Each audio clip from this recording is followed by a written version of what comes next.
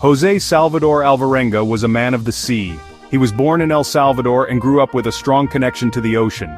It was how he made a living and what he loved to do. He wasn't some new sailor or a tourist on a fun boat ride. He was a very experienced fisherman, good at the old ways of catching fish. His hands were rough from years of pulling nets and lines, and his skin was tough from the sun and salty water. He knew the signs of a good catch and when a storm was coming. This deep knowledge of the ocean would be his biggest help in the unbelievable challenge he was about to face, a test that would push how long a human can survive. Before this life-changing trip, Alvarenga lived a simple life in a small fishing village in Chiapas, Mexico. People knew him as a hard worker who liked to be on his own, and he was very good at his job. He would often go far from shore in his small, open fiberglass boat, looking for valuable sharks, marlin and tuna. His boat was like his office, a 25-foot boat with just an outboard motor, a big cooler for fish, and his fishing gear. He was happy with this life, finding freedom and purpose on the huge Pacific Ocean. He had no idea that his normal world was about to be shattered by something amazing. His co-workers and friends saw him as a strong and tough fisherman, maybe a bit of a risk-taker but always good at what he did. He was known for being able to handle his boat well and for knowing the best fishing spots, secrets he kept to himself. This skill made him confident, believing he could handle whatever the ocean threw at him. It was this same confidence that made him set out on what was supposed to be a normal 2-day fishing trip. He got his boat ready like always, checking the motor and getting bait, completely unaware that he was getting ready for a trip that would last not days, but more than a year. Alvarenga's story isn't just about a man lost at sea. It's about a special kind of man, a man whose whole life was connected to the very thing that would become his prison. He didn't learn his skills from books or survival classes, but from doing them every day and from experience. He understood the ocean's personality, its moods, and its dangers. This deep natural connection would be the base for his amazing fight for life. The ocean was his home, his workplace, and his enemy, and soon it would become his whole world, a lonely planet of water and sky.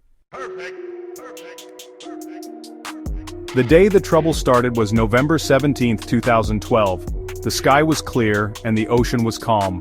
Alvarenga planned a short but good fishing trip. He wasn't alone this time. A younger, less experienced fisherman named Ezequiel Cordoba joined him. Cordoba, in his early 20s, felt unsure about the trip, having a strange feeling, but the promise of good money convinced him to go. They loaded their boat with gear and left the coast of Costa Azul, Mexico, heading deep into the Pacific Ocean. Their goal was to fill their big cooler with valuable fish and be back in 30 hours. It was a plan they had done many times before, a routine that felt safe and normal. They motored for hours, leaving the coastline far behind until it was just a faint line on the horizon. They found a good spot and started fishing, and they quickly had good luck. The fish were biting, and they had high hopes for a successful trip. But as the day went on, the weather started to change. The clear sky became dark with scary clouds, and the calm water started to get rough with bigger waves. A powerful storm, a norther known locally as El Norte, was coming down on them with surprising speed and strength. This wasn't just a regular quick storm, it was a violent tempest that would change their lives forever. The storm hit them with terrifying force. Huge waves crashed over their small boat, and strong winds howled around them. They fought to keep the boat pointed into the waves, a desperate fight against the huge power of nature. Then, disaster struck. The boat's only outboard motor, their only way to move and control the boat, coughed and died. They worked quickly to restart it, but the engine was flooded and too damaged for them to fix it at sea. They were now helpless, a tiny, unimportant boat completely at the mercy of the raging storm. They were floating without direction with no way to steer and no way to get back to shore. As the storm raged for 5 days, it pushed them further and further out into the huge, empty Pacific. They lost their fishing gear, their supplies were washed overboard, and their two-way radio was damaged, cutting off their only connection to the outside world. When the storm finally calmed down, they were met with a terrifying silence. All they could see in every direction was an endless, unbroken line of water. They were lost, truly lost, in the middle of the world's largest ocean. The fishing trip was over. The journey to survive had just begun, a journey that would last for an unbelievable 439 days. The first few days and weeks were a blur of shock, fear, and not believing what was happening. The truth of their situation sank in with each sunrise. They were two men in a tiny broken boat, floating without direction in an ocean that seemed to have no end. The familiar world of land, family, and safety was gone, replaced by a harsh and brutal new reality. Their boat, once a tool for their work, was now their prison, and their only safe place. It was a small, floating island in a world of water, offering very little protection from the strong sun during the day and the chilling cold at night. The first hope of a quick rescue soon disappeared into the vastness around them. Alvarenga, the experienced fisherman, knew they had to change or they would die. His survival instincts, sharpened over years at sea, kicked in. He realized that giving up was something they couldn't afford. He started to look at their situation, searching for any possible way to keep themselves alive. The boat's cooler, meant for storing fish, became their most important piece of equipment, a possible shelter from the sun, and a surface for collecting precious rainwater.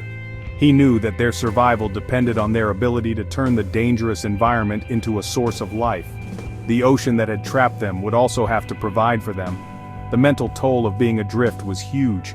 The sheer size of the ocean was overwhelming, making them feel very alone and unimportant. Days blended into one another, marked only by the sun rising and setting. They were surrounded by a silent, uncaring wilderness. There were no landmarks, no signs of life other than the sea creatures that sometimes swam past their boat. This deep loneliness was a constant and heavy burden, a mental challenge that was just as dangerous as the physical threats they faced. They had to find a way to keep their minds from breaking under the huge pressure of their problem. For Cordoba, the younger of the two, the situation was especially hard. He didn't have Alvarenga's experience and deep strength. He became more and more sad and quiet, struggling to deal with the harsh reality. Alvarenga tried to keep his spirits up, teaching him how to catch food and encouraging him to hold on to hope, but the mental strain was severe. The initial shock turned into a long, hard test of their will to live. Their tiny boat drifted westward on the Pacific currents, carrying them further away from any known shipping lanes or rescue routes, deeper into the heart of the lonely sea. With no normal food or water, Alvarenga had to become a basic hunter. He came up with clever ways to catch food using only his bare hands. He would lie perfectly still for hours on the edge of the boat, his hands hanging in the water, waiting for a small fish or sea turtle to swim close enough to grab. When a turtle came near, he would wrestle it onto the boat, a hard and tiring job. The turtles gave him not only meat but also blood, which he drank to quench his thirst when there was no rain. This was a gross but necessary act of survival, going back to a very basic way of living. He also learned to catch seabirds that would sometimes land on his boat to rest. He would patiently wait, sometimes for a whole day, for a bird to get comfortable. Then, with a sudden lunge, he would grab it. He ate the birds raw, eating everything, the meat, the organs, and even the bones, which he would crunch to get every last bit of nutrition. He found out that the fish in the birds' stomachs were another source of food. This constant hunt for food became the main focus of his daily life, a never-ending cycle of patience, action, and eating that kept him alive one day at a time. Water was an even bigger problem than food. You can't survive more than a few days without fresh water. Alvarenga relied completely on rain. When storms came, he would carefully clean parts of the boat and put out every container he had to collect the precious drops. He would drink as much as he could and try to store the rest, but storage was limited, and the water wouldn't last long in the tropical heat. During long, dry periods, he faced terrible thirst. It was in these desperate times that he turned to drinking turtle blood, and even his own urine to stay hydrated, pushing his body to its absolute limits. Sadly, Cordoba couldn't get used to this raw and brutal diet. His stomach couldn't handle the uncooked fish, bird, and turtle meat. He would gag and throw up, unable to keep anything down. He refused to eat, getting weaker and more sad with each passing day. Alvarenga begged him, catching food especially for him and trying to force him to eat, but Cordoba had lost the will to live. After about 4 months adrift, he passed away, leaving Alvarenga completely alone. Alvarenga kept his friend's body in the boat for 6 days, talking to it as if he were still alive, unable to face the crushing loneliness. Now, completely alone, Alvarenga faced the full power of his isolation. The huge, empty ocean became a mirror for his own loneliness. The mental challenges were as tough as the physical ones. He fought against seeing things that weren't there, like visions of his family and imagining big feasts. To keep his mind sharp and avoid going crazy, he created a rich fantasy world. He would imagine himself walking through his hometown, talking to friends, and eating his favorite foods in vivid detail. He would walk back and forth in the small space of his boat, telling his imaginary journeys out loud. This mental exercise became a very important survival tool, a way to keep his sanity in a world that had none. The physical dangers were constant and always there. Violent storms would suddenly appear, threatening to flip his small boat and throw him into the churning water. He would huddle inside the cooler, which he called his little cabin, riding out the terrifying storms. During the day, the sun near the equator was a cruel enemy, burning his skin and threatening him with heat stroke. He had to constantly find ways to make shade, using pieces of trash and his own clothes. At night, the temperature would drop, leaving him shivering and cold. His body was a picture of suffering, covered in sores, scars, and rashes from being constantly exposed to sun and salt water. One of the most terrifying and constant threats came from the ocean's predators. Sharks were always around. They would circle his boat for hours, sometimes bumping against the side in a way that sent shivers of fear through him. He once caught a small shark and, because he was so hungry, tried to eat it, but its rough sandpaper-like skin tore his hands and throat. He lived in a state of always being on guard, knowing that one careless moment could mean a deadly encounter. This constant danger added another layer of stress to his already difficult life, forcing him to be aware of what was around him at all times. Hunger was a constant companion, a nagging ache that never truly went away. There were days of having enough, when he would catch a turtle or several birds, and days of desperate scarcity, when he would go for long periods with nothing to eat at all. During these lean times, his body would get weaker, and his mind would cloud with despair. He learned to understand the ocean's patterns, to know when certain fish were likely to be near, or when birds might be looking for a place to land. His life became proof of how strong the human body is, its ability to handle long periods of starvation and physical hardship, far beyond what most people would think possible. After Cordoba's death, the silence in the boat was complete and, honestly, just deafening. The simple act of talking, which had given some comfort, was gone. Alvarenga was now the only person in his floating world. The loneliness was a physical presence, a heavy weight on his chest. To fight this, he started talking to himself all the time. He would tell stories from his life, sing songs he remembered from his childhood, and pray out loud. He also spoke to the moon and the stars, treating them like old friends who visited him each night. This one-sided conversation wasn't a sign of madness, but a smart way to stay connected to people and keep his mind busy. He also found company in the nature around him. He formed a strange bond with the seabirds that landed on his boat. Instead of just seeing them as food, he started to see them as fellow travelers. He would talk to them, giving them names and imagining they were listening to his stories. He watched the cycles of sea life with a new appreciation, observing the dolphins that played in the boat's wake and the majestic whales that surfaced in the distance. These moments of connection with nature, even if they were short, gave him a sense of wonder and reminded him that he was part of a bigger world, even if he was cut off from other people. The passing of time became a strange and flowing idea. Without a calendar or a clock, Alvarenga marked the days by the cycles of the moon. He would scratch a mark on the side of his boat for each full moon, a simple act that helped him keep a fragile hold on the calendar. This routine gave his life a sense of order and purpose. He counted 15 full moons during his time adrift, a clear measure of his amazing endurance. This simple calendar was proof of his determination to not just survive physically, but to remain a thinking, aware human being who could track his own history in this lonely world. Despite his best efforts, despair often visited him. There were times when the hopelessness of his situation felt overwhelming. He thought about ending his own life, a thought that went through his mind during the darkest times of hunger and loneliness. What kept him going was the strong desire to see his family again, especially his young daughter Fatima. He would hold on to her image in his mind, promising himself and the universe that he would survive to tell her his story. This deep, basic love became his anchor, the ultimate reason to fight, to last through one more sunrise, one more storm, one more day of terrible hunger. After more than a year at sea, signs of land started to show up. At first, they were small. He noticed a change in the types of birds he saw, with more birds that live on land appearing. The color of the water seemed to change, and he started to see floating coconuts and pieces of plants, trash washed out from a nearby shore. These small clues were like sparks in the darkness, lighting up a fragile but strong feeling of hope inside him. After so many months of seeing nothing but an empty horizon, the possibility of land was an almost overwhelming thought. He started to scan the horizon with new energy, his heart pounding with excitement. The first time he thought he saw land, it was a cruel trick of his mind. His hopes soared, only to be crushed when the shape on the horizon disappeared into a cloud. This happened several times, a torturous game of hope and disappointment, but he held on, his gut feeling telling him he was getting closer.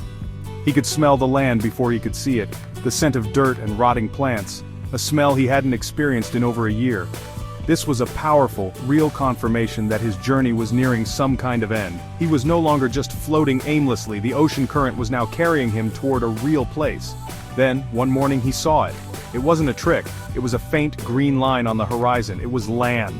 The sight was so powerful that he broke down and cried. He had drifted for over 6,700 miles across the widest ocean on Earth.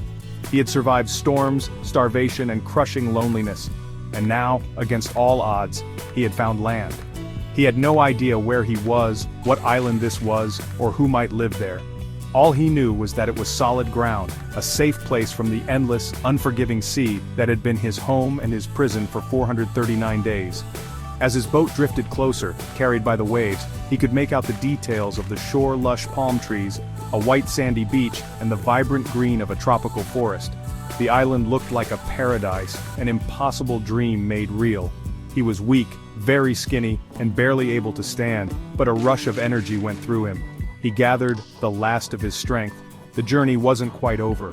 He still had to make it from his boat to the shore, a final, tough obstacle. The waves were crashing on a coral reef, and he would have to get through them to reach the safety of the beach. On January 30th, 2014, Alvarenga's boat finally came to rest on the reef of a faraway coral island. He was incredibly weak, his legs unable to hold his own weight after so many months of not moving. He left his boat, the vessel that had been his world for so long, and half-crawled, half-stumbled through the shallow water towards the beach. The feeling of solid sand beneath his feet was a deep and overwhelming sensation. He fell onto the beach, exhausted but alive. He had made it. He was on land. He had survived. He had landed on Ebon Atoll, one of the southernmost islands of the Marshall Islands. He lay on the beach for some time, gathering his strength. He was a shocking sight, a man with a wild, tangled beard and long hair, his body like a skeleton and covered in sores. He was wearing nothing but a pair of torn shorts. He eventually managed to get to his feet and started to walk inland, looking for any sign of human life. He followed a path and came across a small beach house. He saw two people, a local couple named Emmy Libokmedo and Russell Likadrick. He tried to speak to them, but he could only manage to croak in Spanish, a language they did not understand. They were surprised and scared by how he looked. Despite not speaking the same language, they could see that he desperately needed help. They gave him food and water, which he ate and drank hungrily. Through hand gestures and drawings in the sand, he tried to explain his incredible story. The news of the mysterious castaway spread quickly across the small island. The mayor of Ebon was told, and a nurse was brought to check on his health. He was very dehydrated, had low iron in his blood, and swelling in his legs, but amazingly, he was alive, and thinking clearly. The islanders took care of him, their kindness a sharp contrast to the uncaring ocean he had left behind. Within a few days, a boat was sent to take him from the remote island to Majuro, the capital of the Marshall Islands. When he arrived, his story started to make headlines around the world. Many people were doubtful at first. Could anyone really survive for 439 days lost at sea? It seemed impossible. But as doctors examined him and experts looked at the ocean currents and his detailed story of survival, the evidence grew. His story was proven true. He had achieved one of the most amazing feats of survival in recorded history, a testament to his incredible strength and his deep knowledge of the sea. Jose Salvador Alvarenga's story is more than just an amazing adventure. It's a deep lesson in how strong the human spirit can be. It shows us that the will to live can be stronger than almost any problem.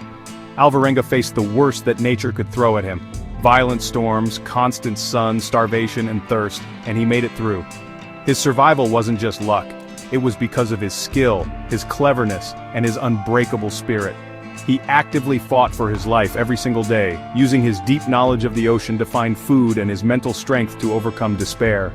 His journey teaches us about how important hope and purpose are. In his darkest moments, when he was completely alone and about to give up, it was the thought of his family that kept him going. The love for his daughter became his lifeline, a strong anchor that stopped him from being swallowed by the huge emptiness of the ocean and his own loneliness. This shows that even in the toughest situations, having a reason to live, something or someone to fight for, can give you the strength you need to keep going. Hope isn't just sitting around waiting, it's an active force that can fuel survival. Also, Alvarenga's ordeal highlights our deep connection to the natural world. He survived not by beating nature, but by adapting to it and becoming a part of its rhythm. He learned to read its signs, to respect its power, and to accept the gifts it offered, no matter how grim. He became a creature of the sea, his life controlled by the moon, the currents, and the movement of birds and turtles. His story reminds us that we are part of a bigger natural system, and that survival often depends on our ability to live in harmony with our environment, rather than fighting against it. In the end, the tale of Jose Salvador Alvarenga is proof of the amazing things that ordinary people can do. He wasn't a superhero or someone trained in survival. He was a fisherman who was pushed to the absolute edge of what a human can endure. His story inspires us to believe in our own ability to face tough times. It reminds us that within the human spirit, there is a hidden strength, creativity, and hope that is far greater than we might imagine. His 439 days lost at sea will forever stand as a powerful symbol of survival against all odds.